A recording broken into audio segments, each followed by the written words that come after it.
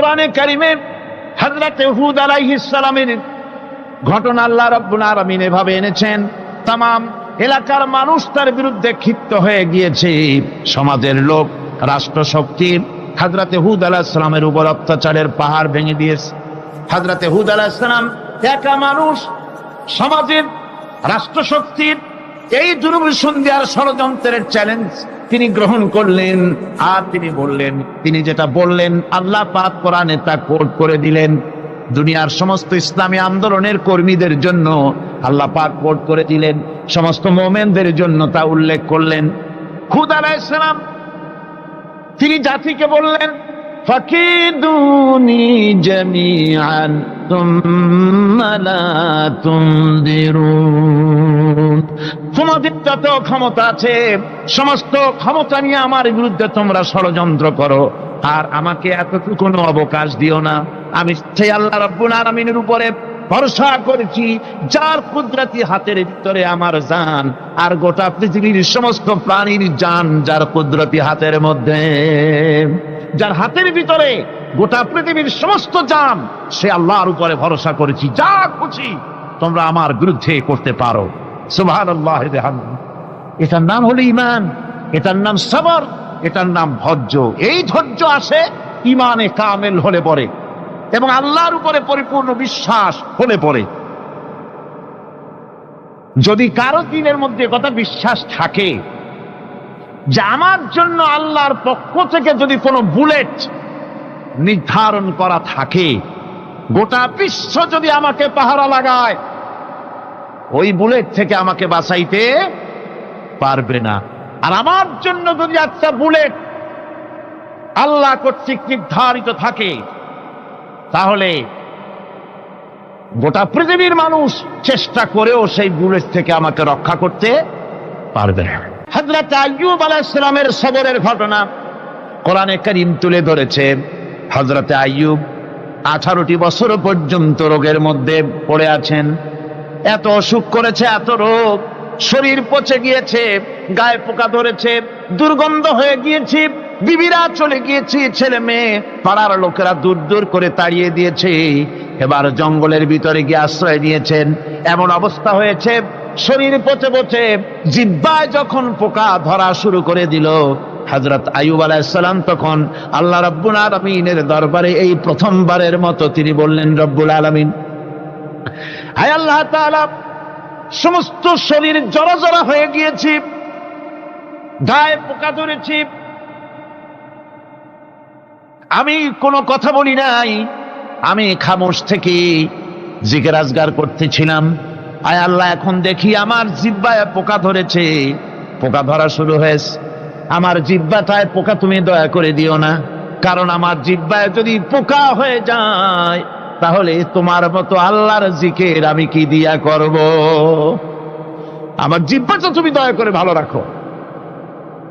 কোরআনে কারীম বলছি, ওয়া আইয়ুবা ইয নাদা রাব্বাহু আন্নী মাসসানিয়াদ দুররু ওয়া আনতা আরহামুর রাহিমিন।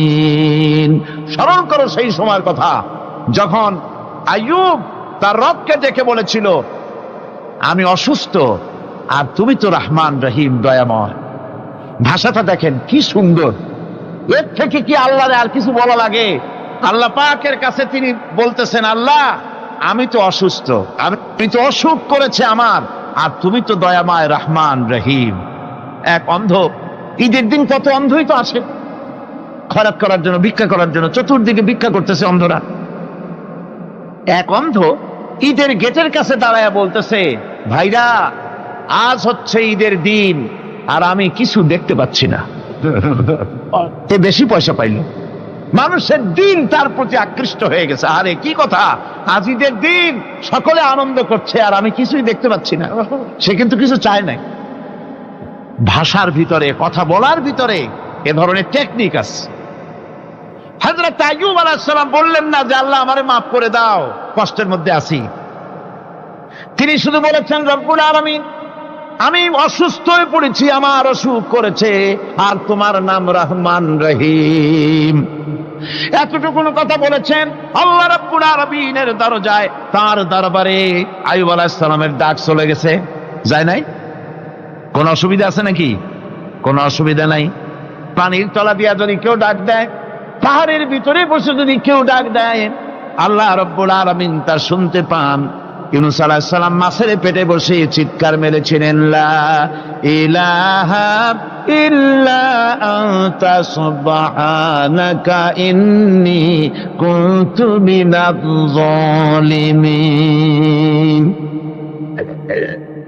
যিনি বলছিলেন, আয় আল্লাহ তাআলা, আমি তোমার প্রশংসা করছি, তুমি ছাড়া উপাস্য নাই, মাবুদ নাই। আমি তোমার পবিত্রতা ঘোষণা করছি, আমি তো জালিমদের অন্তর্ভুক্ত হয়ে গেছি। বাস এতটুকুন কথাই বলেছেন। আল্লাহ পাক বলছেন, ইউনূসের ডাক তো কেউ শোনে নাই, পানির মধ্যে কেউ শোনে নাই, জমিনের কেউ শোনে নাই, মহাশূন্যের কেউ শোনে নাই, কিন্তু মাছের পেটের ভেতরে থেকে গভীর অতল দরিয়ার তলদেশ থেকে মাছের পেটের ভিতরে বসে আমার ইউনূস যে ডাক দিল, ওই ডাক আমি আরশের মালিক আমি শুনতে পেয়েছি। আর সঙ্গে সঙ্গে জবাব দিয়েছি, ফাস্তাজাবনা লাহু ওয়া নাজ্জাইনাহু মিনাল গাম্মি ওয়া কাযালিকা নুজিল মুমিনিন। ডাকের সাড়া দিলাম, বিপদ দিয়া বাঁচায় দিলাম। শুধু ইউনূসের না, আল্লাহ পাক এ জায়গায় আবার ওয়াদা করলেন, দুনিয়ার যত মুমিন বান্দা আছে তারা যদি কখনো বিপদে পড়ে যায় আর আমারে যদি ডাকে, আমি এইরকম করে বিপদ থেকে বাঁচাইয়া দেব।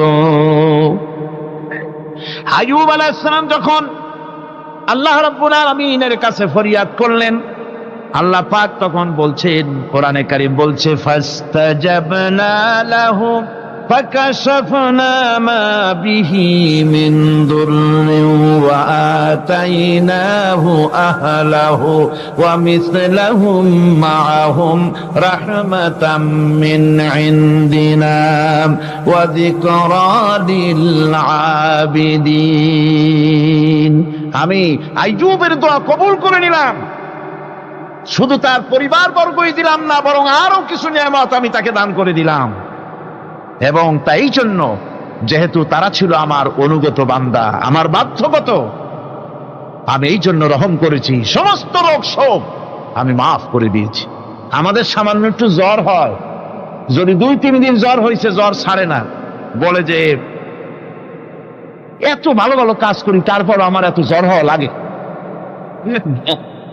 অমুকরা এত পাপ করে, তা তো কিছুই হয় না। খালি আল্লাহ আমার চোখে দেখলো, আমার বউর অসুখ, আমার অসুমুড়ি সারি না। ভাইরা, আপনি ঠিক পান না যে কি গুনাহ আপনি করেন। কোরআনে কারীম বলছি, ওয়ামা আসাবাকুম মিন মুসিবাতিন ফাবিমা কাসাবাত আইদিকুম ওয়া ইয়াফু আন কাসীর। যত বিপদ তোমাদের উপর আছে সব 2 হাতের কামাই করা, আর আমি তো অনেকগুলো ক্ষমা করে দেই। তোমরা যত পাপ করো, আকাম করো, সবগুলির শাস্তি যদি দুনিয়ায় দিতাম, শ্বাস করার সময় পেতে না। অসুখ হলেই অধৈর্য হয়ে যেও না, ধৈর্য ধরো। আল্লাহ পাক বলেন, শুধু আইয়ুব নয়, ওয়া ইসমাঈল ওয়া ইদরিস ওয়া যাল কিফলি কুল্লুম মিনাস সাবিরিন। এইভাবে করে ইসমাঈল, ইদ্রিস, জুলকিফল সবাই ছিল ধৈর্যশীল। জোরে বলেন সুবহানাল্লাহ। ধৈর্যের চরম পরাকাষ্ঠা ছিলেন তিনি। কোরআনে কারীম নবীদের এই কথাগুলি আমাদের শোনাচ্ছেন। হযরত ইয়াকুব আলাইহিস সালাম কলিজার টুকরা সন্তান হযরত ইউসুফ আলাইহিস সালামের জন্য তার মনটা পাগল ছিল। এত সুন্দর করে আল্লাহ তারে বানাইছিলেন, এত তিনি ছিলেন সৌন্দর্যের পিরামিড, যারা দেখলে চোখ ফিরানো যায় না, এমন সুন্দর সুপুরুষ যারা দেখি সেই যুগের সুন্দরী যুবতী মেয়েরা রূপের মোহে পড়ে নিজেদের আঙ্গুলগুলি কেটে ফেলে দিয়েছিল। রূপের মোহে এমন অবশ হয়ে গেছে, আঙ্গুল কেটেছে, হাত কেটেছে, টের পায় নাই। আবার ভুল বুঝবেন না, দুনিয়ার সেরা সুন্দর পুরুষ ইউসুফ আলাইহিস সালাম তা কিন্তু রাসূলের চাইতে বেশি নয়। হযরত উম্মুল মুমিনিন আয়েশা রাদিয়াল্লাহু তাআলা আনহা তিনি বলেছেন, যেই সব সুন্দরী রমণীরা ইউসুফ আলাইহিস সালামকে দেখে রূপের মোহে পড়ে নিজেদের আঙ্গুলগুলো কেটে ফেলেছিল, ওরা যদি আমার হাবিবকে দেখতো, ওরা যদি আল্লাহ রাসূলকে দেখতো, তাহলে হাত কাটতে কাটতে কোন ফাঁকে যে কলিজা কেটে ফেলে দিত, ওরা টের পেত না। আবার বন্ধুগণ, হযরত আইয়ুব আলাইহিস সালাম সন্তানের মায়া, অন্যান্য ভাইরা হিংসায় পড়ে গেল, তারা নিয়ে তাকে কুয়ায় ফেলে দিল। সেখান থেকে তারা একটা ছাগল বা কোনো পশু জবাহ করে তার রক্ত মাখাইয়া জামা এনে হাজির করে দিল। হযরত ইয়াকুব আলাইহিস সালামের সামনে যে তারে নিয়ে খেলা করতে গিয়েছিলাম, আমরা খেলায় লিপ্ত ছিলাম, বাগে খাইয়া ফেলাইছে। এগুলি কি গপ্প? এগুলি কি কোরআন? আল্লাহ পাক শোনাচ্ছেন, বিশ্ববাসীকে শোনাইছেন।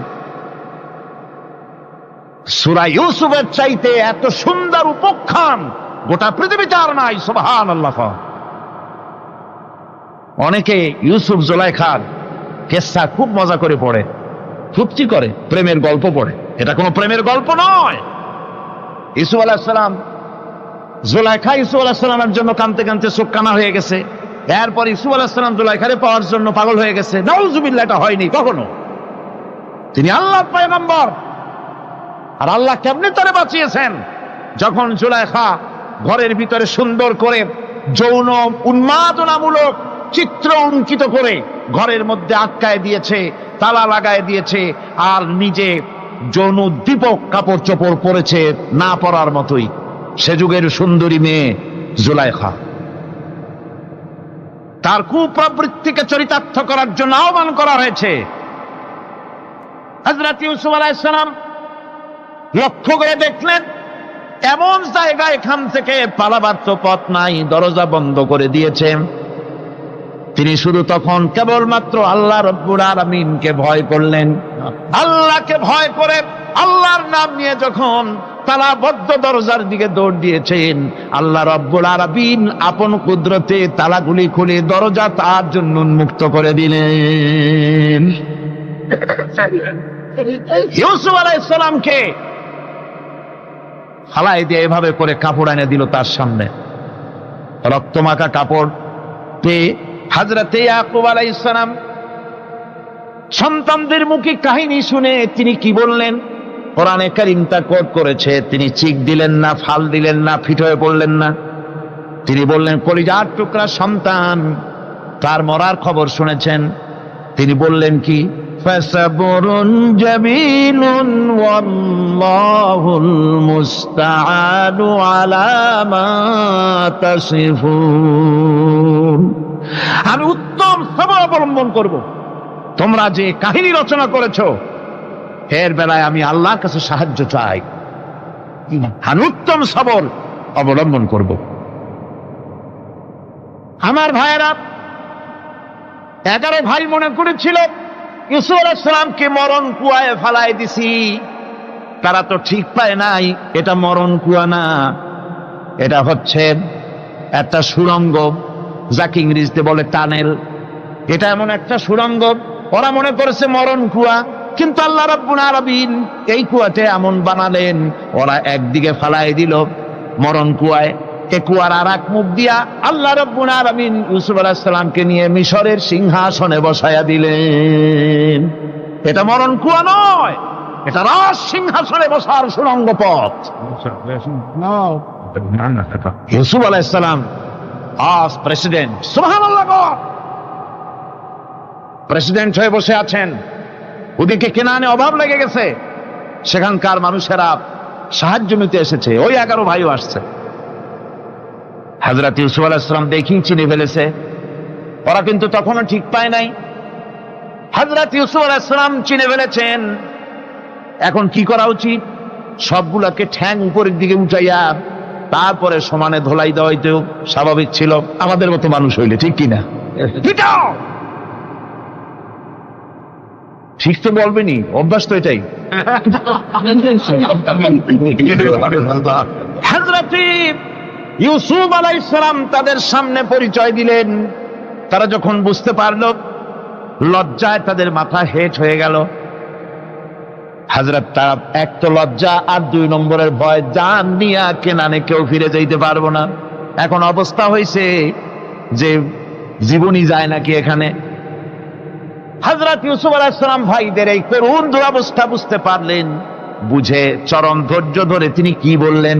তিনি বললেন, লা তাসরিবা আলাইকুমুল ইয়াউম। ও ভাইরা, তোমাদের বিরুদ্ধে আমার কোনো পাপ নাই, দুঃখ নাই, বিদ্বেষ নাই, হিংসা নাই, আল্লাহর রাস্তে মাফ করে দিলাম। আল্লাহু আকবার, সুবহানাল্লাহ। এর নাম পয়গম্বর। এর নাম কি? পয়গম্বর। কিসের লেনিন, কিসের মার্কস? জওয়ানেরা, ভুল পথে মানুষ চলেছিল, আলহামদুলিল্লাহ আল্লাহ এগুলোরে ডাস্টবিনে ফালাই দিছে। কারণ আলহামদুলিল্লাহ, আলহামদুলিল্লাহ। পয়গম্বর কারে বলে? কারে বলে পয়গম্বর? কি চরিত্র! রাসূল করিম সাল্লাল্লাহু আলাইহি ওয়াসাল্লাম, তাকে একজন সাহাবী বলছিলেন, হুজুর বলছেন এই কামটা করলা না কেন? সাহাবী বললেন, হুজুর আপনি যদি চোখের ইশারায় বলতেন, মুখ দিয়ে না কইয়া, তাও তো আমি কামটা করে ফেলতাম, আমি তো বুঝি নাই। হুজুর বললেন, চোখের ঠারে ঠারে কাজ করা নবুয়তের শান নয়। আল ওয়াদুহু ওয়াস সারাহা, নবীরা যা করেন তা ডাইরেক্ট, কোনো বক্রতা নাই, স্পষ্ট কথা। আমার ভাইরা, হযরত ইউসুফ আলাইহিস সালাম বিনিয়ামিনকে কাছে নিয়ে পরিচয় দিলেন তার ভাইদের সামনে। কোরআনে কারীম বলছে, ক্বালা আনা ইউসুফ ওয়া হাদা আখি قد من الله علينا إنه من يتقي ويصبر فإن الله لا يضيع أجر المحسنين। আমি ইউসুফ, আর এই হচ্ছে আমার ভাই। আল্লাহ আমাদের উপর ইহসান করেছেন। প্রকৃতপক্ষে যারা আল্লাহকে ভয় করে এবং সবর এখতিয়ার করে, আল্লাহ এভাবে তাদেরকে, তাদের আমলকে নিষ্ফল হতে দেন না। আমার এই জামাটা নিয়ে যাও। হযরত ইয়াকুব আলাইহিস সালাম, কলিজার টুকরা সন্তান ইউসুফ আলাইহিস সালামের বিরহ যন্ত্রণায় ছেলেকে কতদিন দেখে না, কাঁদতে কাঁদতে চোখ দুটো অন্ধ হয়ে গেছে। মিশর থেকে কেনানের দিকে জামা রওনা হয়েছে। কোথায় মিশর, কোথায় কেনান? জামা যখন রওনা হয়ে গেছে, হযরত ইয়াকুব বলতেছেন, আমি যেন আমার ইউসুফের গন্ধ নাকে পেতেছি। জামা চলে এলো, চোখের উপরে রাখলেন, আল্লাহ রাব্বুল আলামিন তাকে চক্ষুষ্মান বানায়া দিলেন। ভাইরা আমার, পয়গম্বরেরা সবর করে গোটা দুনিয়ার মানুষের সামনে দৃষ্টান্ত সেট করেছেন সবরকারী হন। আমার ভাইরা, হযরত ইব্রাহিম আলাইহিস সালামের কথা আল্লাহ পাক কোরআনে কারিমে বলছেন সবরকারী কয়, দেখো শেখো সবরকারী কয়। আল্লাহ পাক বললেন, ইব্রাহিম তোমার বিবি আর তোমার নবজাতক এই সন্তানকে রেখে আসো মক্কা নগরীতে। তিনি চলে গেলেন, সেখানে ঘর নাই, বাড়ি নাই, কিচ্ছু নাই, চতুর্দিকে ধুধু বালু আর মরুভূমি। হযরতে হাজরা বলছেন, ইব্রাহিম সামান্য পানি আর খাবার দিয়া আমার সন্তান শুদ্ধ এখানে রেখে যেতেছো, আমি কি অপরাধ করেছি? কোনো জবাব নাই। 2বার 3বার বলার পরে হাজরা বলছেন, ইব্রাহিম গো, তবে কি আমার আল্লাহর হুকুম মতো আমারে রেখে যাচ্ছ নাকি? হযরত ইব্রাহিম আকাশের দিকে আঙ্গুল উঁচু করলেন। কথা বলবেন, বাক শক্তি বেরোচ্ছে না। 80 বছর বয়সের সময় একটা বাচ্চা আল্লাহ তারে দিছেন। আর এমন বাচ্চা, পয়গম্বরের ছেলে, কি সুন্দর চেহারা, মরুভূমির উপরে ফালাই দিয়ে রওনা হয়ে যাচ্ছেন। মুখ দিয়া কথা সরছে না, আকাশের দিকে দেখালেন। হযরত হাজরা বুঝতে পারলেন। হযরত হাজরা বলেন, ইব্রাহিম কোনো চিন্তা নাই, নিশ্চিন্ত মনে বাড়ি ফিরে যাও। আমি আমার আল্লাহর উপরে এতটা ভরসা করি, আল্লাহর হুকুমে যদি আমার এখানে রেখে যেয়ে থাকো, আল্লাহ পাক আমাকে আর আমার কলিজার টুকরা ইসমাইলকে পানিতে আর খাবারে মারবেন না, অবশ্যই তিনি ব্যবস্থা করবেন। ব্যবস্থা হয়ে গেল। হযরত ইসমাইল বড় হয়ে গেলেন, আল্লাহ পাক অর্ডার করলেন জবাহ করো ছেলেকে। হযরত ইব্রাহিম আলাইহিস সালাম যখন জবাহের প্রস্তাব করলেন, হযরত ইসমাইল তা আপত্তি করতেন, বাবাজি আমার মায়ের আর আমাকে বাচ্চা অবস্থায় ফেলে গেলেন, খাবার দেন নাই, পড়ার দেন নাই, বছরের পর বছর আমাদের এখানে কাটলো, দেখতেও আসেন নাই, আজ আসছেন জবাহ দিতে, এটা কেমন কথা, কি ধরনের বাপ আপনি? এরকম বলছে নাকি? এরকম বলছে? হযরত ইব্রাহিম আলাইহিস সালাম প্রস্তাবটা কিভাবে পারলেন? আল্লাহ পাক কোরআনে কারিমের দৃষ্টান্ত রেখে দিয়েছেন। আল্লাহ পাক বলছেন, হযরত ইব্রাহিম ছেলেকে বললেন, ইয়া বুনাইয়া, ইয়া বুনাইয়া, হে আমার কলিজার টুকরা, লাডলা, হে আমার কলিজার টুকরা সন্তান, ইন্নী আরা ফিল মানাম আন্নী আযবাহুক, আমি স্বপ্নে দেখছি আমি যেন তোমাকে জবাহ করতেছি, ফানজুর মাযা তারা, তোমার রায় কি বলো? আমি তো স্বপ্নে দেখছি যে আমি তোমার জবাহ করতেছি, এখন তোমার রায় কি, তোমার মত কি? হযরত ইসমাঈল আলাইহিস সালাম শুনিয়া দিলেন দৌড়, নাকি? না, হযরত ইসমাঈল আলাইহিস সালাম ধৈর্যের প্রতীক, তিনি কি কথা বললেন, তার মুখের কথা কোরআন শরীফে আল্লাহ পাক উঠায় দিলেন। হযরত ইসমাঈল বললেন, ইয়া আবাতি ফাআল মা তু'মারু সাতাজিদুনি ইনশাআল্লাহু মিনাস সাবিরিন, হে আমার পিতা, আপনি যে ব্যাপারে আদিষ্ট হয়েছেন আপনি তা পালন করুন, অবশ্যই আমাকে ধৈর্যধারীদের মধ্যে পাওয়া যাবেন। সুবহানাল্লাহ। এক বর্ণনা এসেছে, হযরত ইসমাঈল বললেন, আব্বাজান আমি ধৈর্যধারীদের ভিতরে আমারে পাবেন, তবে জবাহ করার আগে আমার হাত পাটা একটু বেঁধে নেন, কারণ জবাহের যন্ত্রণায় আপনার গায়ে যদি আমার হাত পা লেগে যায় তো বেয়াদবি হয়ে যেতে পারে। আর আমি মরে আমার জবাহ হয়ে যাওয়ার পর আমার রক্ত মাখা জামাটা নিয়া আমার মা হাজেরারে দিবেন, কারণ তাকে মা বলবার মতো আর তো কেউ নাই। হযরত ইব্রাহিম তাকে বাঁধবার জন্য প্রস্তুতি নিলেন। হযরত ইসমাঈল বলছেন, আব্বাজান বাঁধবেন না, বাঁধার প্রয়োজন নাই। বলে কেন? একবার বাঁধতে বললে আবার তুমি নিষেধ করছো কেন? ছেলে বলছেন, আব্বাজান বাঁধবো না এই জন্যে, হয়তো কিয়ামতেই প্রশ্ন উঠতে পারে যে আল্লাহর হুকুমে রাজি ছিল না বলে হাত পা বাঁধা জবাহ করছে, আমি এই সুযোগ দিব না, আপনি জবাহ করেন, আমি এতটুকু নড়াচড়া করব না। ধৈর্যের চরম প্রতীক হযরতে ইসমাঈল আলাইহিস সালাম দেখাই দিয়েছেন ধৈর্য কারে কয়। আমার বন্ধুগণ, এই পৃথিবীর সবচাইতে ধৈর্যের বড় প্রতীক হতেছেন ইমামুল মুরসালিন, আশরাফুল আম্বিয়া, সাইয়্যিদুল মুরসালিন, জনাবে মুহাম্মাদুর রাসূলুল্লাহ সাল্লাল্লাহু আলাইহি ওয়াসাল্লাম। আমার বন্ধুগণ, সবচাইতে বড় ধৈর্যের প্রতীক তিনি। কাউকে একটা গালি দেন নাই জীবনে, কাউকে ঠাট্টা করেন নাই, কাউকে মারেন নাই, কারো মনে দুঃখ দেন নাই। তিনি দুঃখ পেয়েছেন, তিনি কাউকে দুঃখ দেন নাই। তিনি কষ্ট পেয়েছেন, কাউকে কষ্ট দেন নাই।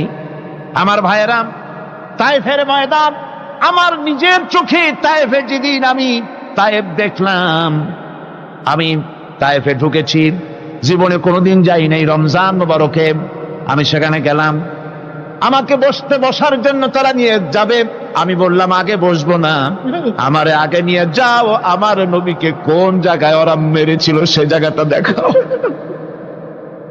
তায়েফের সেই গলিতে যখন আমি গিয়েছি, দুই দিকে পাহাড় দাঁড়ানো, তায়েফের লোক আমার সাথে ছিল, তারা বলল এই জায়গাটা প্রথম যেখানে চতুর্দিক থেকে নবীজিকে পাথর মারছিল আর আল্লাহর নবী বেহুশ হয়ে পড়ে গিয়েছিলেন। 3টা দিন না খাওয়া, হযরতে খাদিজা নাই, আবু তালিব নাই, মক্কায় জায়গা নাই পা রাখার। নবীজি 3টা দিন ঘুরলেন। নেতারা বলল, তুমি যদি নবী হবে তো এতিম হলে কেন? আল্লাহ নবী বানাবার জন্য কি একটা ধনী মানুষ পায় নাই? তোমার মতো এতিম আর গরিবের নবী বানাইলো কেন? আল্লাহ নবী 3 দিন পর যখন দেখলেন কেউ দাওয়াত শোনে না, কেউ মানে না, কেউ গ্রহণ করে না, তখন তিনি নেতাদের অনুরোধ করলেন, ঠিক আছে দাওয়াত তো কবুল করল না, তবে একটা কাজ করো, অন্তত আমি যে তায়েফে আসছিলাম এই খবরটা মক্কায় দিও না, ওরা আরো অত্যাচার বাড়ায় দেবে। এই কাফিরগুলি খবর তো মক্কায় পাঠালো, আর সমস্ত যুবকদেরকে লেলিয়ে দিল। যুবকেরা চতুর্দিকে দাঁড়াইছে, রাসূলকে পাথর মারা শুরু করে দিল। আমি যখন রেল লাইনের থেকে হাঁটি, যখন রেল লাইন কোনো সময় দেখি, রেলের পাথরগুলি, রেল লাইনের পাথরগুলি দেখলেই আমার মাথায় যেন কেন তাইফের কথা বলে এসে যায়। আরে মানুষের গায়ে পাথর মারলে কি অবস্থার সৃষ্টি হয়! পাথর নূরের শরীর, রহমতের শরীর, কিটি কিটি রক্ত ঝরছে। নবীজিকে জোর করে উঠাইয়া জবরদস্তি করে হাঁটার জন্য তারা ধাক্কা মারতেছে। আবার কিছুদিন গিয়ে নবীজি আবার বেহুশ হয়ে পড়েছেন, এইখান থেকে আবার উঠাইছে, আবার ধাক্কা মারতেছে। 3 নম্বরের আর একটা জায়গা আছে যেখানে ভাঙ্গা একটা মসজিদ। তাইফের লোকেরা আমাকে বলল, এই জায়গাটা হলো শেষ জায়গা যেখানে রাসূলে কারীম তৃতীয়বারের মতো বেহুশ হয়েছিলেন, এখানেই হুজুরের রক্ত ঝরেছে বেশি। 2 রাকাত নামাজ পড়লাম, সিজদায় পড়ে এমন কান্না কাঁদলাম আল্লাহর কাছে। নবীজি যখন হুঁশ এসেছে, হযরতে জিবরাইল বলেন, ইয়া রাসূলুল্লাহ, আপনার এই কষ্ট দেখে ফেরেশতারা কাঁদতেছে, আপনি অনুমতি দিয়ে দেন এই 2 পাহাড়কে মিলাইয়া সমস্ত তায়েফবাসী কাফেরগুলি মাটির সাথে মিশাইয়া দেই। নবীজি বললেন, জিবরাইল, আমি যদি হুকুম করি আর আমার হুকুম মতো যদি এই কাম করো, একটা কাফেরও যদি না বাঁচে তাহলে কার মুখে পৌঁছাবো লা ইলাহা ইল্লাল্লাহু মুহাম্মাদুর রাসূলুল্লাহ। আমার ভাইরা, হুজুর সাল্লাল্লাহু আলাইহি ওয়াসাল্লাম উঠে বসলেন। এমন সময় হযরতে যায়েদ শরীরের রক্তগুলি মুছে দিতেছেন। হুজুর সাল্লাল্লাহু আলাইহি ওয়াসাল্লাম বসে 2খানা হাত উত্তোলন করলেন। নবীজির চোখ থেকে পানি গড়ায় পড়তেছে। আরে কেউ নাই, আল্লাহ ছাড়া কেউ নাই সাহায্য করার। নবীজি হাত তুলে মোনাজাত করতেছেন, চোখ দিয়া পানি পড়ে দাড়ি ভিজে পড়তেছে, গায়ে দিয়া রক্ত ঝরতেছে। নবীজি কি দোয়াটা করলেন? বদদোয়া করলেন না, গজব দিতে বললেন না। নবীজি দোয়া করলেন, রব্বুল আলামিন, এই তায়েফের লোকেরা আজকে আমার সাথে যে ব্যবহারটা করেছে, ওরা বোঝে নাই যে আমি তোমার নবী, ওরা বোঝে নাই যে আমি তোমার রাসূল, না বুঝে আমার উপরে যে অত্যাচারটা করলো, আল্লাহ তুমি এই জন্য রাগ করে এই তায়েফে তুমি গজব দিও না। আল্লাহ পাক পরবর্তী সময় হুজুরকে স্মরণ করাই দিলেন, ওয়া মা আরসালনাকা ইল্লা রাহমাতাল লিল আলামিন। ও নবী, আপনি হচ্ছেন আমার সমস্ত সৃষ্টি জগতের জন্য, আপনি আমার রহমত, আমার গোটা বিশ্বের জন্য আপনার, আমার সৃষ্টি জগতের জন্য আপনি আমার করুণা। একটা লোক রাসূলের এই কষ্ট দেখে বাগান থেকে 1 গ্লাস আঙ্গুরের শরবত এনে হাজির করেছে। এত কষ্টের পর 3 দিনের না খাওয়া আঙ্গুরের একটা শরবত পাইয়া হুজুর খুব খুশি হলেন। শরবত গ্লাস পান করে হুজুর বলছেন, তোমার নাম না আত্তাস? তিনি বলছেন, হ্যাঁ হুজুর, আমার নাম আত্তাস। তোমার বাড়ি না ইউনূস আলাইহিস সালামের গ্রামে? বলে, হ্যাঁ আমার বাড়ি সেই গ্রামে। তা আপনি কি করে জানলেন আমার নাম আত্তাস আর আমার বাড়ি ইউনূস আলাইহিস সালামের গ্রামে? আপনি জানলেন কি করে? হুজুর বললেন, আমি নবী, হযরত ইউনূস নবী, একজন নবীর খবর আর একজন নবীর কাছে থাকে। রাসূল করিম সাল্লাল্লাহু আলাইহি ওয়াসাল্লাম সবর ইখতিয়ার করেছিলেন, ধৈর্য অবলম্বন করেছিলেন, আর আল্লাহ পাক তাকে নির্দেশ করেছেন, সবর করো। ওয়াত্তাবি' মা ইউহা ইলাইকা ওয়াসবির হাত্তা ইয়াহকুমাল্লাহ। তুমি কেবল সেই জিনিসের অনুসরণ করো যা আমি তোমার প্রতি অবতীর্ণ করেছি। আমি আপনার উপরে যেটা অবতীর্ণ করেছি ওটার অনুসরণ করুন, আর সবর ইখতিয়ার করুন যতক্ষণ না আল্লাহর পক্ষ থেকে চূড়ান্ত ফয়সালা না আসে। ধৈর্য ধরুন, ধৈর্য ধরুন। আমার ভাইরা, কাফেরদের নির্যাতনের মোকাবেলায় আল্লাহ পাক তার হাবিবকে সান্ত্বনা দিয়েছেন। যখন কাফেররা নির্যাতন করতেছে, হারে হযরতে বেলাল নির্যাতিত, হযরতে সুমাইয়া নির্যাতিতা, হযরতে খাব্বাব, হযরতে হুবায়ব, হযরতে আম্মার রিদওয়ানুল্লাহ তাআলা আলাইহিম আজমাইন, এত মার হতেছে। হযরতে ওমর হযরতে খাব্বাব রাদিয়াল্লাহু তাআলা আনহুকে খোলা গায়ে দেখে বলছিলেন, খাব্বাব রে, তোমার পিঠে এত গর্ত কেন? এত গর্তওয়ালা পিঠ তো আমি মানুষের দেখি নাই, এত চিকুন কোমরওয়ালা মানুষও তো দেখি নাই। তিনি বলেছেন, ওমর তুমি কি ভুলে গেছো? ইসলাম কবুল করার অপরাধী কাফির বেঈমানেরা আগুন জ্বালায়া আংটা আগুনের উপরে আমাকে চিৎ করে শোয়াছে, আমি যেন নড়াচড়া করতে না পারি সেজন্য আমার বুকের উপরে পাথর চাপা দিয়ে রেখেছিল।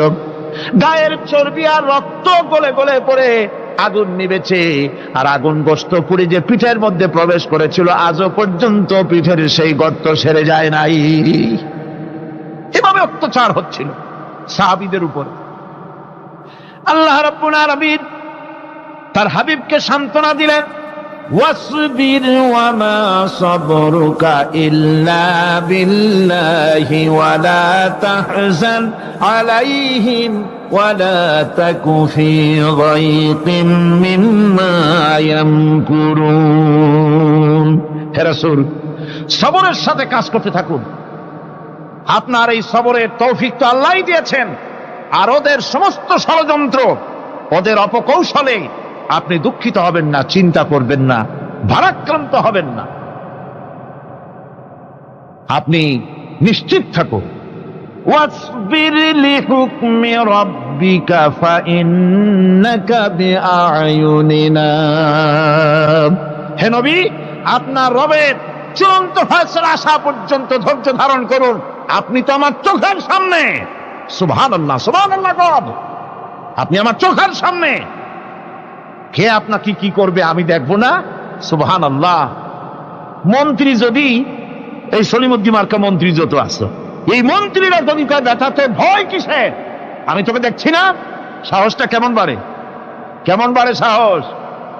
আর এ কোনো মন্ত্রী ছাতা মাতা না, কোন প্রেসিডেন্ট রাজা বাদশা না, আকাশ আর জমিনের মালিক আমার আল্লাহ রাব্বুল আলামিন বলছেন, হাবিব কোনো চিন্তা নাই, আপনি আমার চোখের সামনে। ওরা চায় আপনাকে দুনিয়া থেকে মিটাই দিতে, আর আমি চাই ওয়ারাফানা লাকা যিকরাক, আপনার প্রশংসা তো হবে গোটা বিশ্ব জুড়ে, সর্বত্র ছড়িয়ে যাবে আপনার নাম। সুবহানাল্লাহি বিহামদিহি। আল্লাহ পাক অন্যত্র বলেছেন, ওয়ালাকাদ কুযযিবাত রুসুলুম মিন ক্বাবলিকা ফাসাবারু আলা মা কুযযিবু ওয়া উযু হাত্তা আতাহুম নাসরুনা। হে মুহাম্মদ সাল্লাল্লাহু আলাইহি ওয়াসাল্লাম, আপনার পূর্বে অসংখ্য নবী রাসূল এই পৃথিবীতে আসছে এবং জুলুম আর নির্যাতনের শিকার তারা হয়েছেন। অবশেষে তাদের প্রতি আল্লাহর সাহায্য এসেছে। সুতরাং আপনাকেও ধৈর্য ধারণ করতে হবে, ধৈর্য ছাড়া কোনো পথ নাই, ধৈর্য আপনাকে ধারণ করতেই হবে। আর এই ধৈর্য ধারণ করলে পরে আল্লাহর চূড়ান্ত ফয়সালা আসবে, তখন আল্লাহ পাক মেহেরবানি করবেন। আমার ভাইরা, এই ধৈর্য পৃথিবীর সমস্ত পয়গম্বররা ধৈর্য অবলম্বন করেছেন, কখনো অধৈর্য হন নাই। দিন কায়েমের সংগ্রামে নবী রাসূলগণ দারুণ ভাবে সবর ইখতিয়ার করেছেন। বৃদ্ধবাদীদের সকল রকমের নির্যাতন, অপকৌশল, ষড়যন্ত্র, এই সব কিছু মোকাবেলা করেছেন ধৈর্যের নীতি অবলম্বন করি। কখনো ধৈর্যচ্যুতি তাদের মধ্যে ঘটেনি, বরং আল্লাহ রাব্বুল আলামিন তাদের প্রতি সন্তুষ্ট হয়েছেন।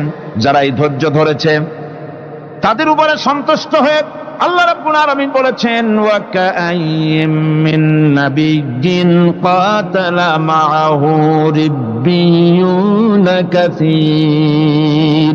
এর আগে অনেক নবী এসেছিলেন যাদের সাথে বহু আল্লাহওয়ালা লোক লড়াই করেছেন। فما وهنوا لما أصابهم في سبيل الله وما ضعفوا وما استكانوا। আল্লাহর পথে তাদের উপর যত বিপদ এসেছিল তারা হতাশ হয়ে পড়েন নাই, দুর্বলতা দেখাননি, বাতিলের সামনে মাথাও নত করেন। ওয়াল্লাহু ইউহিব্বুস সাবিরিন। আর আল্লাহ পাক ধৈর্যশীল যারা, তাদেরকে আল্লাহ পাক ভালোবাসেন। আমার ভাইরা, ধৈর্যের পরিচয় রাসূল করিম সাল্লাল্লাহু আলাইহি ওয়াসাল্লাম উহুদের ময়দানে যখন আক্রান্ত হয়ে গেলেন, চতুর্দিকে কাফেররা ঘিরে ধরেছে, বাঁচার কোনো পথ নাই। সাহাবায়ে কেরাম রাসূলকে পাহারা দিলেন। যারা রাসূলকে পাহারা দিতে দাঁড়াইছেন, জীবন দিয়া পাহারা দিতে দাঁড়ায় গেছে, রাসূলের দিকে মুখ দিয়া, পিঠটা বাইরের দিকে দিয়ে রাসূলকে পাহারা দেওয়া শুরু করেছেন। হুজুরকে পাহারা দিতে যারা দাঁড়িয়েছিলেন, কাফের কর্তৃক নিক্ষিপ্ত কি তীরগুলি এসে যখন বিঁধতেছিল, শুধু একজন সাহাবী হযরত তালহার পিঠের ভিতরে রাসূলকে হেফাজতের জন্য 80টা তীর একজনের পিঠের মধ্যে দিয়ে ঢুকেছে। এক অসতর্ক মুহূর্তে নবীজির দান্দান মোবারক শহীদ হয়ে গেল, শিরস্থান ভেঙে গেল, লোহার কড়া প্রবিষ্ট হয়ে গেল কপালের ভিতরে। হুজুর মাথা ঘুরে পড়ে গেলেন। হযরত আবু উবাইদা রাদিয়াল্লাহু তাআলা আনহু হুজুরের মস্তক মোবারককে কোলে করে নিয়ে, তারপরে বহু কষ্ট করে মাথা থেকে লোহার কড়া বের করলেন। এবার ওই কড়ার ছিদ্র দিয়ে রক্ত আসতেছে, মুখ দিয়ে রক্ত পড়তেছে, দাড়ি ভিজে যাচ্ছে। বুখারী শরীফে এসেছে, আল্লাহর নবী দুইখানা হাত নিজের চেহারার উপরে মলে আনে টাটকা রক্ত চোখের সামনে দেখে বলছেন, আহারে, এই কওমের ফালাত কি করে হবে, এই কওমের মুক্তি কি করে হবে, এই কওমের নাজাত কি করে হবে, যে কওম তার নবীর চেহারা রক্ত দিয়ে লাল বানাইয়া দিল। নবীজি বললেন, আল্লাহুম্মা গফিরলি কওমি ফাইন্নাহুম লা ইয়ালামুন। আয় আল্লাহ পাক, আমার এই কওম বুঝতে পারে না, ওদেরকে মাফ করে দাও। খবর ছড়িয়ে গেল নবীজি শহীদ হয়ে গিয়েছেন। খবর ছড়িয়ে গেল চতুর্দিকে, মদিনায় খবর ছড়িয়ে গেল। মানুষ পাগলের মতো দৌড়ানো শুরু করে দিল। এক মেয়ে লোক দৌড়াচ্ছে উহুদের দিকে। কয়েকজন সাহাবীর সঙ্গে দেখা, তারা জিজ্ঞেস করলেন, দৌড়াও কেন? মহিলা, যাও কই? কয়, উহুদের দিকে যেতেছি। কয়, যায় তো কোনো লাভ নাই, যেহেতু তোমার যে স্বামী এসেছিলেন জিহাদের ময়দানে, তিনি তো শহীদ হয়ে গেছেন। মহিলা বলতেছে, কে শহীদ হয়েছে শুনতে চাই না, আগে বলো নবীজি কেমন আছে। আবার কিছুক্ষণ পর আর কয়েকজনের সঙ্গে দেখা, তারা বলছে, মেয়ে লোক দৌড়াও কই? যাচ্ছি উহুদের দিকে। তারা বলছেন যে কোনো লাভ নাই, তোমার যে দুইটা কলিজার টুকরা সন্তান উহুদে এসেছিল, দুটোই শহীদ হয়ে গেছে। মা বলতেছে, ও সাহাবী, কে শহীদ হয়েছে শুনতে চাই না, তাড়াতাড়ি করে বলো আল্লাহর নবী মুহাম্মদ রাসূলুল্লাহ সাল্লাল্লাহু আলাইহি ওয়াসাল্লাম কেমন আছেন। দৌড়াতে দৌড়াতে উহুদের মাঠে সাহাবায়ে কেরাম পরিবেষ্টিত। আল্লাহর নবীর কাছে গিয়ে হুজুরের জীবিত চেহারা মোবারকের দিকে তাকায়া মেয়ে লোকটি কাঁদতেছে আর বলতেছে, ইয়া রাসূলুল্লাহ, আমার স্বামী মরা শোক, আমার কলিজার টুকরা দুইটা সন্তান মরা শোক আমার কলিজা থেকে মুছে গেছে, আপনি বেঁচে আছেন, তামাম মুসলমানদের এর চাইতে বড় সান্ত্বনা আর নাই। ভাইরা আমার, রাসূল করিম সাল্লাল্লাহু আলাইহি ওয়াসাল্লাম এভাবে করে ধৈর্যের পরিচয় দিয়েছেন। গালাগালি দেন নাই, রাগ করেন নাই, বদদোয়া করেন নাই। সুবহানাল্লাহ কোন, সুবহানাল্লাহ। ভাইরা আমার, এই সবর এমন মহান বৈশিষ্ট্য এর মধ্যে রয়েছে। জিহাদের ময়দানে যদি লোক কম হয় আর যদি তাদের মধ্যে সবর থাকে, বেশি সংখ্যক লোকের উপরে আল্লাহ পাক সবরকারীদেরকে বিজয়ী করে দিবেন। কোরআনে কারীমে রব্বুল আলামিন বলেন, কাম মিন ফিয়াতিন কালিলাতিন গালাবাত ফিআতান কাসীরাতাম বিইذনিল্লাহ ওয়াল্লাহু মা'আস সাবিরিন। এমন ঘটনার বহু নজির আছে যে কম সংখ্যক লোকেদের উপরে আল্লাহ পাক, বেশি সংখ্যক লোকেদের উপর আল্লাহ পাক কম সংখ্যক লোকদেরকে জয়ী করে দিয়েছেন। আল্লাহু মা'আস সাবিরিন। আর আল্লাহ আছে ধৈর্যশালীদের সাথে। আল্লাহ আছে কাদের সাথে? দেখেন না বদরের কামটা, বদরের ময়দান, 313 জন মুসলমান, অস্ত্রপাতি নাই, সামান্য সামান্য অস্ত্র, আর কাফেরেরা এসছে হাজারেরও বেশি। আমার বন্ধুগণ, ধৈর্যে কত বড় কাম দিল, ধৈর্য ধারণ করেছেন তারা, আল্লাহর উপরে ভরসা করেছেন। আল্লাহ রাব্বুল আলামিন অস্ত্রের কাজ কি দিয়া করায় দিলেন। একজন সাহাবী এসে বলছেন, হুজুর জিহাদের ময়দান, ইসলামের প্রথম জিহাদ, আমার কাছে তো অস্ত্র নাই, মেহেরবানি করে একটা অস্ত্র আমারে দেন, আমি লাফায় পড়ি জিহাদের মধ্যে। হুজুর বলেন, অস্ত্র তো আমার কাছে নাই, দিবটা কি? সাহাবী বলছেন, হুজুর অস্ত্র না থাকে যা পারেন তাই দেন, আপনার হাত দিয়ে যা দিবেন আমি দাঁড়ায় থাকতে পারবো না, জিহাদে আমাকে শরীক হতেই হবে। নবীজি কাছে পেলেন একখানা শুকনা খেজুরের ডাল, খেজুরের ডালখানা তুলে সাহাবীর হাতে তুলে দিলেন। সাহাবী বলেন, রাসূলের হাতের দেওয়া শুকনা খেজুরের ডালটা নিয়ে আমি যখন কাফেরদের ভিড়ের মধ্যে ঝাঁপায় পড়ে যখন শুকনা খেজুরের ডাল দিয়ে আঘাত দিলাম, তখন ধারালো তরবারে দিয়ে আঘাত করলে যে কাম হয়, শুকনা খেজুরের ডালের আঘাতে কাফের দ্বিখণ্ডিত হয়ে জমিনে পড়ে গেল। ভাইরা আমার, আল্লাহ রাব্বুল আলামিন সবর যারা করে, সংখ্যা যদি কম হয়, আল্লাহ পাক তাদেরকে বিজয়ী করে দেবেন, এই ওয়াদা আল্লাহ রাব্বুল আলামিন করেছেন। এই সবরের গুণ ছাড়া জান্নাতেও প্রবেশ করা যাবে না। সবর যদি না থাকে বেহেশতে যাওয়া যাবে না। ভালো করে মনে রাখেন, আল্লাহ পাক বলছেন, আম্মা হাসিবতুম আন তাদখুলুল জান্নাতা ওয়া লাম্মা ইয়া'লামিল্লাহুল্লাযীনা জাহাদু মিনকুম ওয়া ইয়া'লামাস সাবিরিন।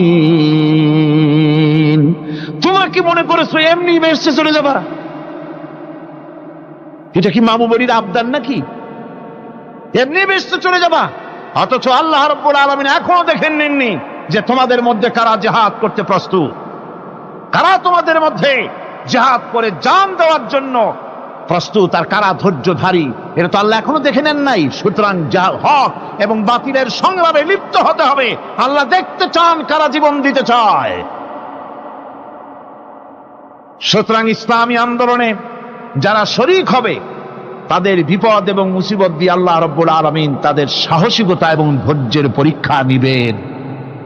কোরআনে কারীম বলছেন, وَلَنَبْلُوَنَّكُمْ حَتَّى نَعْلَمَ الْمُجَاهِدِينَ مِنكُمْ وَالصَّابِرِينَ وَنَبْلُوَ أَخْبَارَكُمْ। অবশ্যই আমি তোমাদেরকে পরীক্ষার সম্মুখীন করব, আর তোমাদের মধ্যে সত্যিকার মুজাহিদ, দৃঢ়তা অবলম্বনকারী কারা আমি তা দেখব। এটা যেন আমি দেখে নিতে পারি, সেই জন্য আমি বিপদ এবং মুসিবতের মধ্যে তোমাদের ফেলবো। ধৈর্যধারীদের উপরে আমার রহমত অবশ্যই থাকবে। খবর এমন এক সম্পদ যা ধারণ করলে পরে আল্লাহ রাব্বুল আলামিন রাষ্ট্রীয় ক্ষমতা দান করে দেন। কোন সুবহানাল্লাহ, জোরে কোন সুবহানাল্লাহ। ধৈর্য ধারণ করলে আল্লাহ রাষ্ট্রের মতো বিরাট নিয়ামত আল্লাহ হাতে তুলে দিবেন। তার প্রমাণ কোরআন শরীফ আল্লাহ বলছেন, বনি ইসরাইলরা মিশর থেকে যখন বহিষ্কার হয়ে গেল, তাদের যখন পা রাখার কোনো জায়গা থাকলো না, বনি ইসরাইলরা মিশর থেকে যখন বহিষ্কার হয়ে গেল, এরপরে আল্লাহ পাক তারা যখন ধৈর্য অবলম্বন করলো, আল্লাহ পাক তাদের ব্যাপারে বলছেন, ওয়া আওরাসনাল কওমাল্লাযীনা কানু ইউসতাদআফুনা মাশারিকাল আরদি ওয়া মাগারিবা আল্লাতী বারাকনা ফিহা। আর তাদের স্থলে আমি নির্যাতিত লোকদেরকে প্রতিষ্ঠিত করলাম। পশ্চিম এবং উত্তরের তাদেরকে আমি পশ্চিম এবং পশ্চিম এবং পূর্বের উত্তরাধিকারী তাদেরকে বানায় দিলাম। বিরাট এলাকা তাদের হাতে আমি তুলে দিলাম। ওয়া তাম্মাত কালিমাতু রাব্বিকাল হুসনা আলা বানি ইসরাঈলা বিমা সাবারু। আর এভাবে করে আল্লাহ পাক তার কথাকে পূর্ণ করলেন বনি ইসরাইলদের উপরে। সবর ইখতিয়ার করার জন্য, ধৈর্য ধরার কারণে আল্লাহ পাক রাষ্ট্রের মালিক তাদের বানায় দিলেন। জোরে কোন সুবহানাল্লাহ। সবর যদি করা হয়, তো যুদ্ধ যদি বাদে, যদি জিহাদ শুরু হয়ে যায়, আল্লাহ পাক বলেছেন ফেরেশতা দিয়ে সাহায্য করবে। যদি সবর থাকে তোমাদের, সবর থাকলে আল্লাহ কি দিয়ে সাহায্য করবেন? ফেরেশতা। কোরআনে কারীম বলছে, বালা ইন তাসবিরু ওয়া তাত্তাকু ওয়া ইয়াতুকুম মিন ফাওরিহিম হাদা ইউমদিদুকুম রাব্বুকুম ربكم ب5 آلاف من الملائكة مسومين। হ্যাঁ, তোমরা যদি ধৈর্য অবলম্বন করো আর আল্লাহকে ভয় করে চলো, তাহলে এক্ষুনি আল্লাহ রাব্বুল আলামিন তোমাদের জন্য কাতারে কাতারে শৃঙ্খলাবদ্ধ 10,000 ফেরেশতা দিয়ে তোমাদেরকে সাহায্য করবেন। সুবহানাল্লাহ, তোমাদেরকে ফেরেশতা দিয়ে সাহায্য করা হবে। তোমরা যদি সবর ইখতিয়ার করো, তাহলে সংখ্যা যদি কম হয়, বেশি সংখ্যার উপরে জয়ী করে দেব। ইয়াকুম মিনকুম 20 সাবিরুনা ইয়াগলিবু মিয়াতাইন। যদি তোমাদের ভিতরে ধৈর্যশীল 20 জন হয়, আমি 200 কাফেরের বিরুদ্ধে তোমাদেরকে জয়ী করে দেব। সুবহানাল্লাহ। তোমরা যদি হও ধৈর্যশীল 200 কি কয় 20 জন, 200 কাফেরের উপরে তোমরা জয়যুক্ত হয়ে যাবে। আর বিপদ আর মুসিবতে যারা ধৈর্য ধরে, তাদের জন্য আল্লাহর পক্ষ থেকে সুসংবাদ। সুসংবাদ কাদের জন্য? ধৈর্যধারীদের জন্য।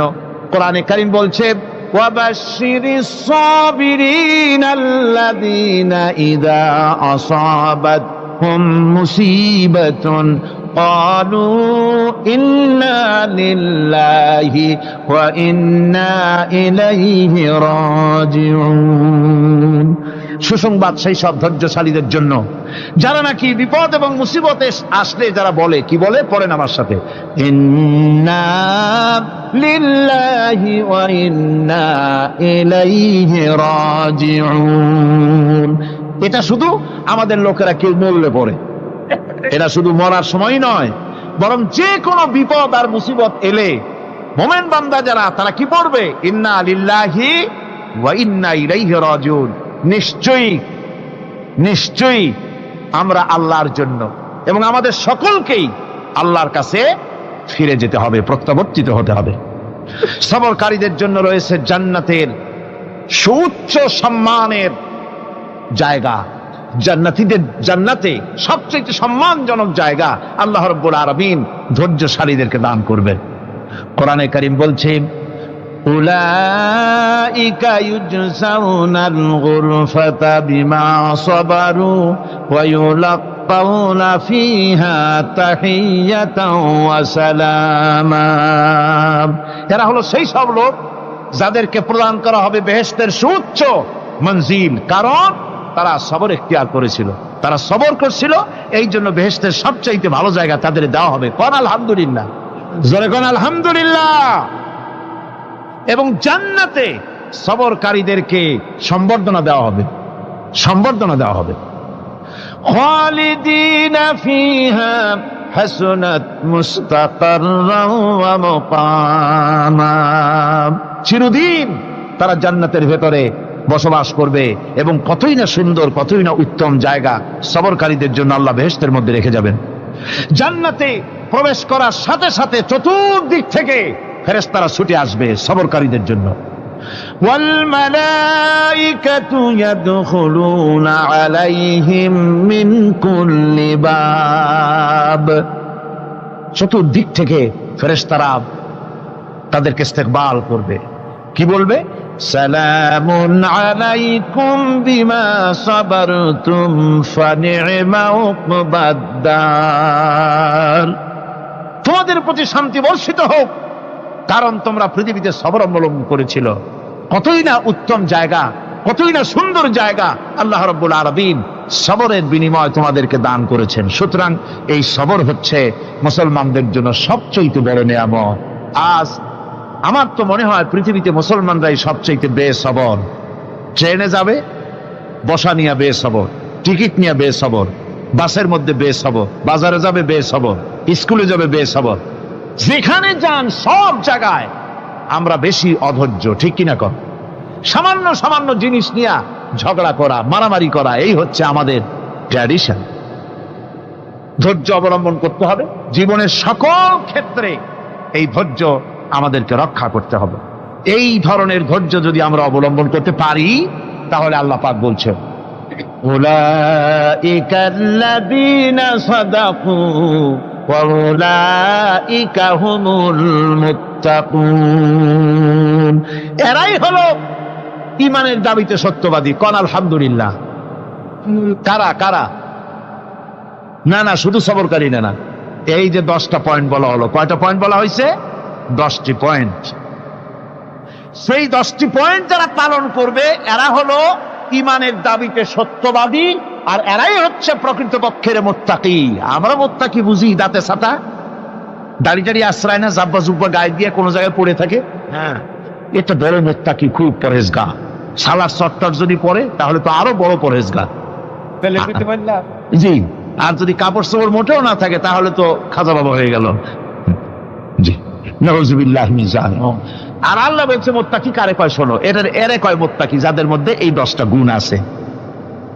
এই 10টি সত্য যদি সম্পাদন করতে পারি, যদি আমল করতে পারি, জীবন ধন্য হয়ে যাবে। সেই 10টি কথা আমি আবার আপনাদের স্মরণ পটে তুলে দিতে চাই, প্যাকেট করে পকেটে উঠাই দিতে চাই, যেন বাড়ি নিয়ে যেতে পারেন। 1 নম্বর হচ্ছে 10টি পয়েন্টের 1 নম্বর আল্লাহর প্রতি ঈমান। 1 নম্বরে আল্লাহর প্রতি ঈমান, 2 নম্বরে পরকালের প্রতি ঈমান, 3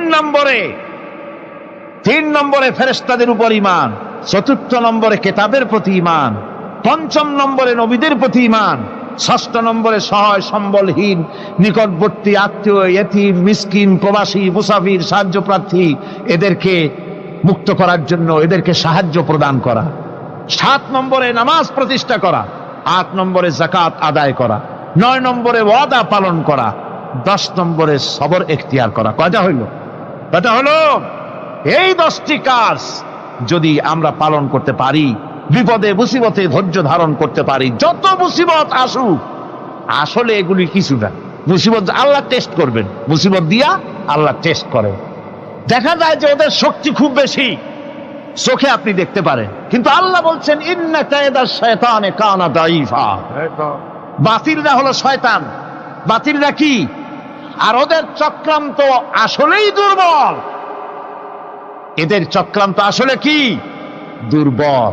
কাজেই এগুলিকে ভয় করা যাবে না। বিপদে মুসিবতে ধৈর্য ধারণ করে যদি অগ্রসর হওয়া যায়, তো আল্লাহ রাব্বুল আলামিন এই 10টি পয়েন্ট যদি আমল করা যায়, দুনিয়ার শান্তি পাবো, আখিরাতেও শান্তি পাবো। যত মুসিবত আসুক, বিপদ আসুক, ধৈর্যের সাথে মোকাবেলা করতে হবে। ধৈর্যের অর্থ কি? আমি আগেই বলেছি, ধৈর্যের অর্থ হচ্ছে অবিচলতা, দৃঢ়তা, বরদাস্ত করা, সহিষ্ণুতা, ধীরতা, স্থিরতা। ধৈর্যের অর্থ এটা নয় একজন একটা থাপ্পড় মারলো আর আপনি বলবেন যে বাবা ব্যথা পাইছো নাকি, তাহলে আরো একখান থাপ্পড় দিয়া দাঁত আমার সবগুলো ভালায় না। এর নাম ধৈর্য নয়। ধৈর্য হচ্ছে পরিস্থিতির মোকাবেলা করতে হবে সাহসিকতার সাথে, এর নাম হচ্ছে ধৈর্য। ওই যে আমি একটা দৃষ্টান্ত দিয়ে থাকি, এক সাপ একবার মুরিদ হয়েছিল এক পীর সাহেবের কাছে। পীর বলছিলেন যে আমি তো এইসব সাপ টাপ মুরিদ বানাই না। কয় না হুজুর, আমারে বানান। তারপরে মুরিদ বানায় কিছু অজিফাতারে শিখাই দিল, আর বললো খবরদার কাউকে দংশন করবে না। ঠিক আছে, সে যায়া জিজ্ঞাসা শুরু করে দিয়েছে। এর মধ্যে জমিনে রাখাল আসছে, ধান কাটছে, ধানগুলো নিবি কি করে, দড়ি দাড়ি পাচ্ছে না। তো কি করা যায়, বানবে কি দিয়া? সন্ধ্যার পরে অন্ধকারে দেখে যে দড়ি একটা পড়ে আছে। ও যে কি দড়ি তা তো ওরা বোঝে না। ওইটারে নিয়ে ধানরে ফেসাইয়া লেজ দিয়ার মাথা দিয়ে এরকম করে বাসেটারে দিয়ে বাঁধছে। সাপ তখন বলতেছে, হায় হায় রে, কেবল যে মুরিদ হইছি, তা না হলে তুই ঠিক পাইতি যে আমি কি ধরনের দড়ি। এরপরে নিয়ে বাড়ি নিয়ে ভালাই দেশে ডরে খুলে সাপটার ঘাড় গেছে মস্কিয়া। বহুত কষ্ট করে হুজুরের বাড়ি গিয়ে হাজির। কয় যে হুজুর কি একখান জিকের শিখাইলেন, আমার তো ঘাটটার মস্কে শেষ। আশ্চর্য কথা, কত মানুষ মুরিদ হইলো, কত কিছু মুরিদ হইলো, কারো তো জিকের করলে ঘাড় মস্কে যাবে কেন? এটা কেমন কথা? কয় হুজুর ঘটনাই। আরে বেটা ঘটনা এইটা, তুই কি করছিলি? কয় যে আপনি যে নিষেধ করছেন দংশন করতে, আমি তো দংশন করতে পারিনি। আরে বেটা, দংশন করতে নিষেধ করছিলাম, ফোঁস করতে তো নিষেধ করি নাই। তোরে যখন দড়ি মনে পেরে হাত দিছিল, ফোঁস করে উঠতি, ওই রাখাল লাফ দিয়া বন আর পার হইয়া দিল্লি চলে যেত। কাজী ধৈর্যের মানে শীত হয়ে পড়ে না। ধৈর্য মানে অবিচলতা, দৃঢ়তা নিয়ে শক্তি সঞ্চয় করে আল্লাহর উপরে ভরসা করে বাতিলের বিরুদ্ধে ঝাঁপিয়ে পড়তে হবে, বাতিল উৎখাত হতে বাধ্য হবে। অনাটনে, বিপদে মুসিবতে আর হক আর বাতিলের সংঘর্ষ চলাকালীন ধৈর্য ধারণ করা, এটা হলো সবচাইতে একটা বড় কোয়ালিটি। কোরআনে কারিমে সবর শব্দটি সবচাইতে বেশি ব্যবহার করা হয়েছে। সর্বাধিক ব্যবহৃত শব্দ কোনটি? সবর। সবর আরবি একটি মৌলিক শব্দ, এমন একটি মৌলিক শব্দ যার তাৎপর্য অন্য কোনো ভাষা দিয়া খবরটা বললে যেমন বোঝানো যায়, অন্য কোনো ভাষা দিয়া এটার অর্থ করে এটার হক আদায় করা সম্ভব না। আর এই সবর কোরআনে কারিমে বিভিন্ন জায়গায় বিভিন্ন অর্থে ব্যবহার হয়েছে। যেমন সবর শব্দের অর্থ হচ্ছে অবিচলতা, বাংলায় যা বোঝানো যায়। সবর শব্দের অর্থ হচ্ছে অবিচলতা, দৃঢ়তা, সহিষ্ণুতা, মন মেজাজের সমতা, ধীরতা, স্থিরতা, কষ্ট সহিষ্ণুতা, বরদাস্ত করা। এগুলি এই সবরের এই শব্দ, এই অর্থগুলি কোরআনে কারিমের বিভিন্ন জায়গায় বিভিন্ন রকম এটাকে ব্যবহার করা হয়েছে। সবর একটি মৌলিক মানবীয় গুণ। এই গুণ যার মধ্যে আছে সে তার নৈতিকতার শীর্ষে পৌঁছে যেতে পারে। আর এই গুণটি যার মধ্যে অভাব, এই সবর যার ভিতরে নাই, সে মানুষের পর্যায়ে পড়ে না। যত অসুবিধা, যত কষ্ট, যত রকমের বিপদ মুসিবত, যত রকমের অসুবিধার সৃষ্টি হয়, তার মূলীভূত কারণ হচ্ছে ধৈর্যের অভাব, সবরের অভাব। দুনিয়ার সমস্ত নবী রাসূলগণ সবর অবলম্বন করেছেন। তারা ছিলেন সবরের মূর্ত প্রতীক। সবর কাকে বলে দুনিয়াবাসীকে তারা তা দেখিয়ে দিয়েছেন। নিজ নিজ কওমের কাছ থেকে যখন কওমের কাছে নবীরা দাওয়াত দিয়েছেন, ইসলামের দ্বীনের দাওয়াত দিয়েছেন, তখনই সমাজপতিরা, রাষ্ট্রশক্তি তাদের উপরে, নবীদের উপরে ভেঙে পড়েছে, অত্যাচার করেছে। আল্লাহর পয়গম্বরেরা এই সমস্ত অত্যাচারের মোকাবেলায় চরম ধৈর্যের পরিচয় দিয়েছেন। কোরআনে কারিমে উল্লেখ করা হয়েছে অত্যাচারের মোকাবেলায় আম্বিয়ায়ে কেরাম যা বলেছেন সেটা হলো এই: ওয়ামা লানা আল্লা নাতাওয়াক্কালা আলাল্লাহি ওয়া ক্বাদ হাদানা সুবুলানা। আল্লাহ পাক বলেন, পয়গম্বরেরা বলেছেন আমরা আল্লাহর উপরে ভরসা করব না, তো কার উপরে ভরসা করব? তিনি তো আমাদেরকে সঠিক পথ দেখিয়েছেন, সঠিক রাস্তা আমাদের দেখিয়েছেন, সুতরাং তার উপরেই তো আমরা ভরসা করব। وَلَنَصْبِرَنَّ عَلَى مَا آذَيْتُمُونَا وَعَلَى اللَّهِ فَلْيَتَوَكَّلِ الْمُتَوَكِّلُونَ। তোমরা আমাদের যে সব কষ্ট দাও, পীড়ন দাও, সেজন্য আমরা ধৈর্য অবলম্বন করব।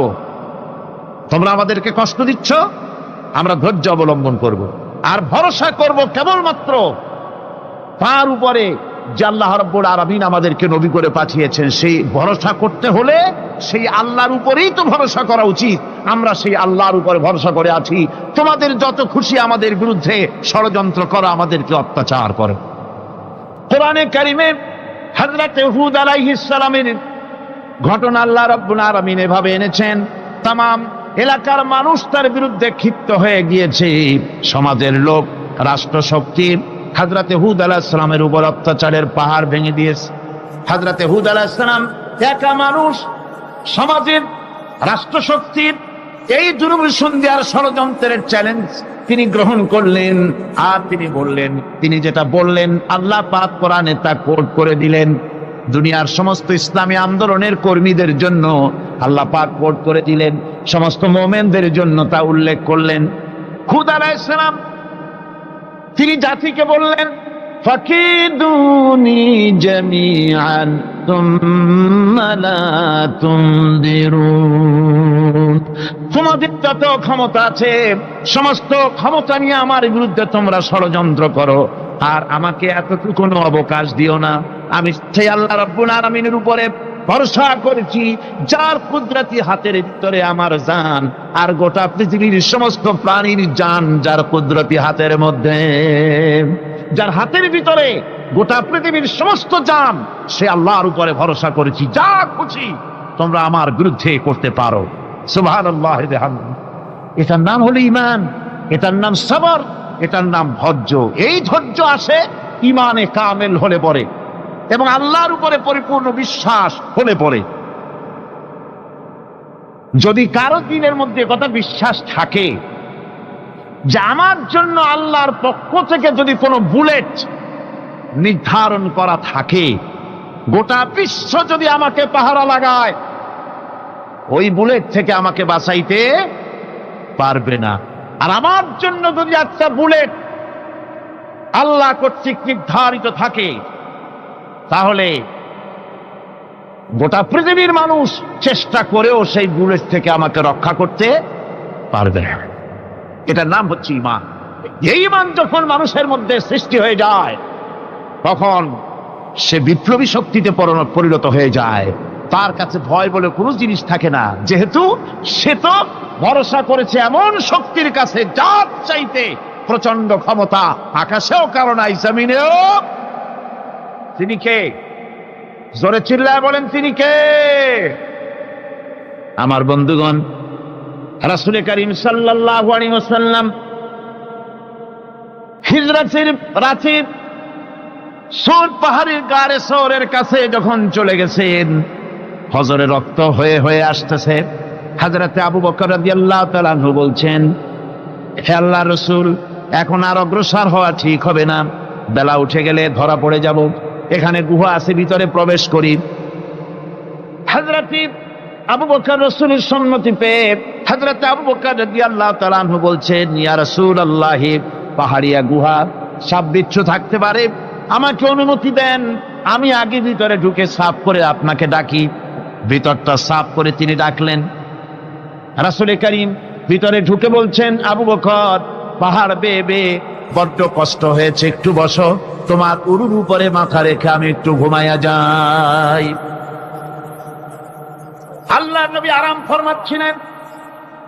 সকালবেলায় কাফির বেঈমানেরা যখন আস্তে আস্তে করে গুহা মুখে পৌঁছে গেছে, পায়ের চিহ্ন এখানে শেষ, তাদের নিশ্চিত ধারণা এর ভিতরে নবীজি আছেন।